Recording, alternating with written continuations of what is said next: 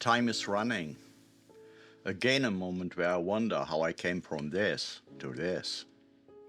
If I had the opportunity, I would embrace that little fella and tell him not to worry, but better buckle up, because everything will be worse than he thinks. Fast forward, even my favorite teacher encouraged me not to worry about my grades, because she was convinced that I would become some kind of a rock star when I dived into music and shared the results with her. Spoiler alert, I didn't, but you know that already, otherwise you probably would have been at one of my sold-out stadium tours. Besides drawing, what I actually did for pay sometimes, I always wanted to be a filmmaker, an actor, and everything what had to do with it. Remembering watching The Deer Hunter, I was amazed by the performance of De Niro and walking during the Russian roulette scene. Knowing that there was a whole crew standing around, from camera operator to gaffer, and then acting so real was just amazing to me. I thought, hell yes, I want to do stuff like that. I need to make a movie. At the age of 19, I was good at getting people enthusiastic for whatever weird ideas I came up with. Not having a clue what I was doing, I wrote a script within a week or so and cast some local friends that fitted the characters, already knowing that I needed people who just have to play themselves for the best result. Needed a criminal who did time? Sure, I hung around with people like that, but okay, that's a total different story. The biggest problem? It was 1985. Camera gear was unattainable for a little income kiddo, so I had to lend one from the TV shop where I was working at that time. Alas, we could only film a couple of minutes every 6 weeks. Cast lost interest and the project died. 7 minutes were filmed. The end. Side note, I also got fired from my job. It sucked anyway. Life happened, I grew up, older and more responsible. Fast forward 30 years to 2015. After years of photography, I had a home studio, while being in another dead-end job with too much time for my mind to ponder. One day I came across an article saying that Alan Rickman, who played my favorite Harry Potter character, started his acting career at the age of 46. It might not be true, but very motivating. Realizing that I had most of the gear, except a sound recorder and a decent microphone, a seed was planted in my brain, especially when I thought about the fact that my camera equipment was so much better than the gear we lent 30 years ago. Suddenly a whole new world felt within reach, except for the fact that at the age of 49 it was way more difficult to find like-minded people, especially not if you live in a small province in the Netherlands rather than in one of the filmmaking hotspots of the world. Becoming more pragmatic over the years, I decided that I had to prove myself by making one movie that doesn't suck. This would in return help me getting hesitant people over the line for a next movie. I needed to make one movie with just 1 or 2 actors. That was achievable, but also more difficult. How can one keep a feature-length film with just 2 actors interesting? I had to watch a lot of movies who did just that. Stay with me, I will come back on that later because something very helpful happened in the meantime. Of course I had to dive deep into editing and visual effects in order to get started. That was the moment where I also offered my acquired skills plus my knowledge of 3 languages on an online job platform. A Chinese fashion firm made use of my offer and very soon we cut out the middleman and worked directly together. Very soon I was able to purchase the needed sound equipment and the business relationship should stay strong for years to come.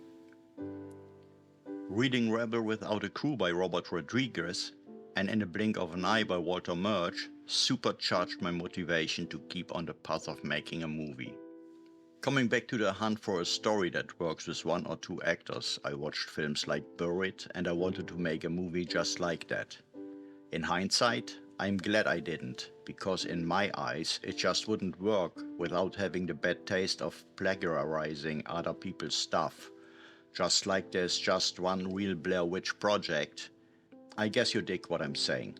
The only solution to move forward was to gather a couple of friends that would be crazy enough to join me in my endeavor. Turned out that I still had a bit of that convincing magic from my youth left after all. Before I go into details how I handled the casting, let me first tell you how I came up with the story and finally with the script.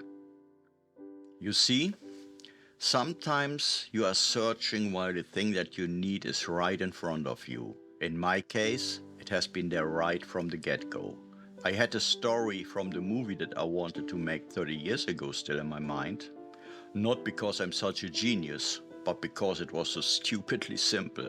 It was about a guy who had problems with his girlfriend, ends up in drug trafficking, and at the end his girlfriend gets killed, and the end. Recreating the exact story wouldn't make any sense, since a 49-year-old guy couldn't possibly be so easily dragged into crime like a young dude. It had to make sense. Therefore, I had to ask myself one simple question. Remember that one of the most important things when it comes to stuff like this is asking yourself the right question. My question was, what would have become of the main character Frankie after 30 years? There I had it. The complete plot just came up in my mind. The film would literally be a sequel to a film that had never been made. An older Frankie was still struggling with the aftermath of the drug deal that went wrong and got his girlfriend killed by one of his mates. Meanwhile, the son of that said mate was looking for him in order to take revenge. Reason? He only knew his father from visits in jail.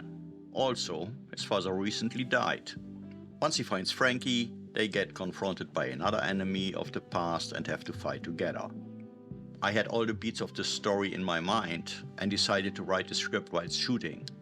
On one hand, a good choice, and on the other hand, not so much. I'm still thinking that the good choice part topped the bad choice part, but in the end I decided never to work like that ever again.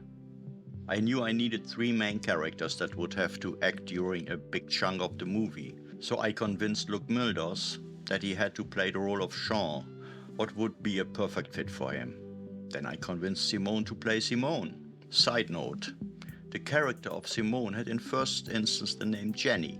I had to rename it because Simone insisted. Since Jenny was the name of a character in 2 books I wrote in the Zeros, and it was a hooker. Somehow Simone made a connection that made her not want to be called Jenny. After these little hurdles were overcome, we decided that it was a good idea to have some acting training before we start with the project. While online training videos from, for example, Michael Caine were a good start, I decided to take a deeper dive by buying the Dustin Hoffman Masterclass over at masterclass.com. We agreed that it couldn't be a bad idea to learn the basics of acting from the original Rain Man. All this without expecting too much from ourselves, of course. We went through the entire program within 5 weeks. That would be enough for preparation. While we were shooting the first scenes, I went ahead with writing the script. Thinking back at my visits in Connecticut, I thought of the woods there. They look the same as the woods we have here. There's no better location that doesn't cost anything than a forest. This is why you see a lot of trees in Loners. I wanted the story to take place in Connecticut, so that was easy. However, I needed some real footage from Connecticut in order to place actors in it in post. Somehow I made connection with Gabriel Fowler, who wasn't only a young filmmaker but also a local resident in Connecticut.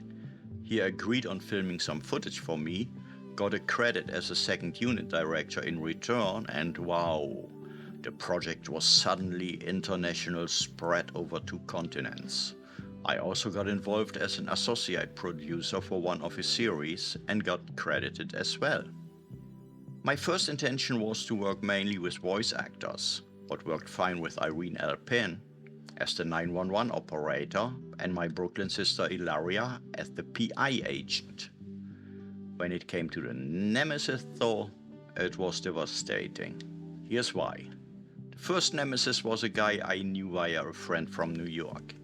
He was a good guy, but I should have taken into account that he was an army veteran with PTSD. He never delivered anything on time, let alone the way I instructed him.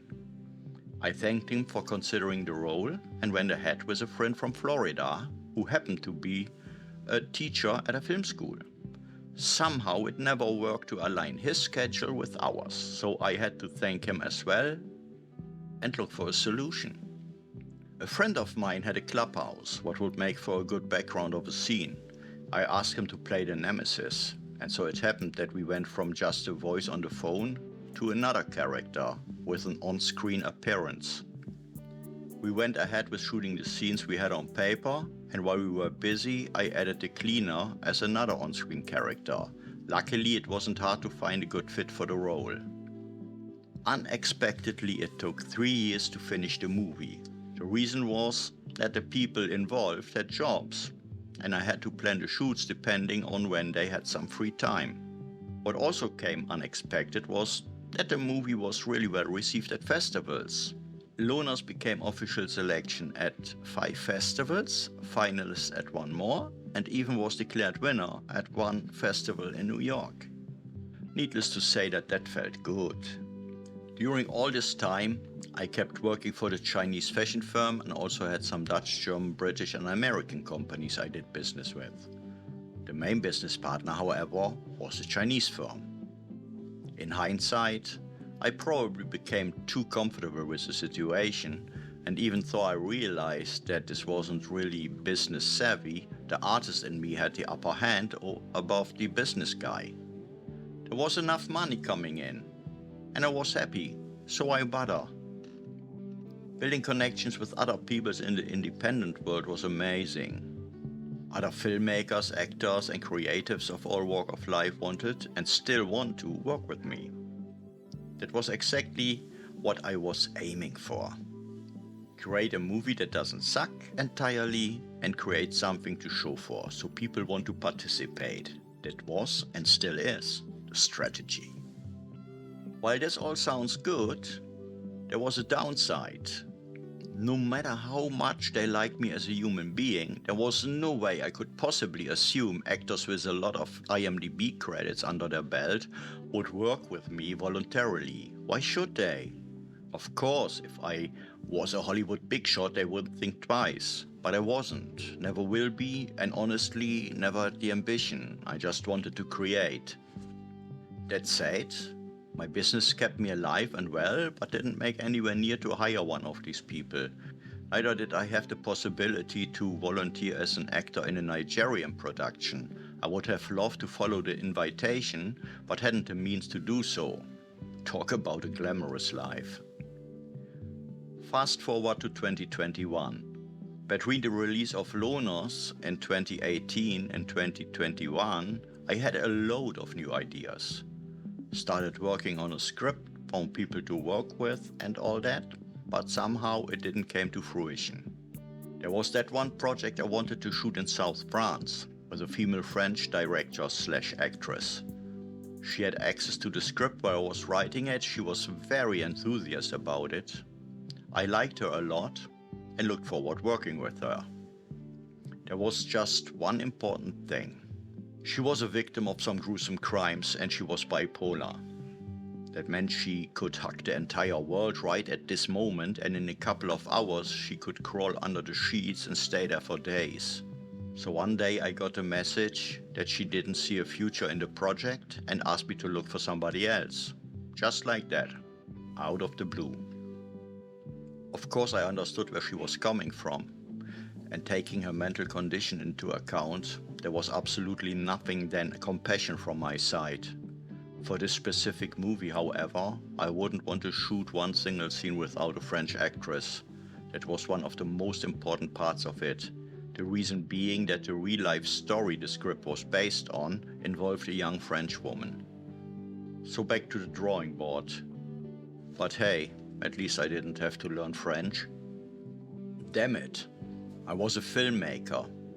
That was what my registration at the Chamber of Commerce said, and that was what I was expecting from me.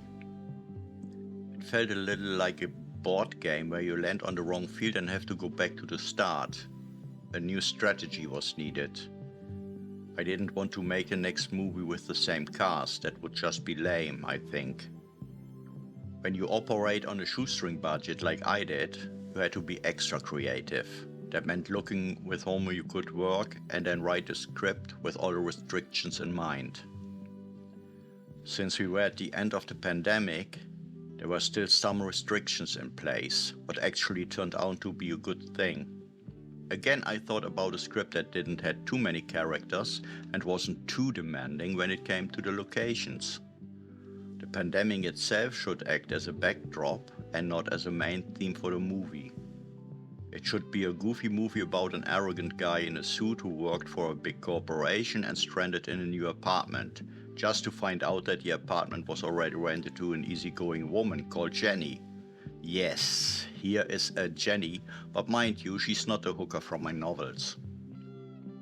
In order to cast this one, I had to convince my friend Irene that she could learn acting by going with me through the Dustin Hoffman masterclass. Easy one. We took 5 weeks to go through it while I was writing the script.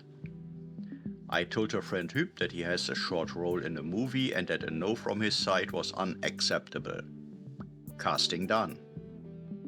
I called my Brooklyn sister Ilaria. If she could act as a radio newscaster, she was into it without any question. For the short role of Leo, I asked Luke, who not only said yes, but also delivered one of his best songs. Gary Minnelli is a singer-songwriter from the UK, who I met whilst networking, and she delivered some music as well. A smaller role was cast by Irene, who came up with an acquaintance. Not much could go wrong with a scene where he had only a little text, or by the way didn't take away any of his importance. With this short scene, the film wouldn't have been finished. Keep this always in mind when you work with people. They are important. Be grateful. Show some respect, however small their contribution might be. I don't want to talk too much about gear here, but the photo camera we shot loners on was in the meantime replaced by a cinema cam. This time, it didn't take 3 years to finish the movie. Altogether, it was just 10 months from starting to finally releasing it to the streaming services. I need to mention that during the filming at the end of 2021, my dog Daisy died. She was an important part of my life for 11 years, and I always tell that, whether one wants to hear that or not. Winning a film festival is nice. I'm always afraid that it sounds arrogant or exaggerated to call myself an award-winning filmmaker. On the other hand, I have to admit that I believe strongly that by adding it to my bio, made the networking part in this community a tiny bit easier. It didn't levitate me from the ground, I was still walking in the same shoes without a specific brand on it, and I lost the urge to participate in any festivals with tenants. I didn't have the money to pay for the entry fees anyways. That was kind of stupid since I'm convinced that the movie is technically better than the first one. I was still working for the Chinese fashion firm, but the numbers of orders got lower. The demon of comfort was still whispering in my ear not to worry. So I didn't. Motivated by the fast production of tenants, I decided not to let everything slip but get right into the next project. I needed to up the game when it came to the locations, therefore I started learning Unreal Engine, while I could build the locations in a computer and composite the actors into them.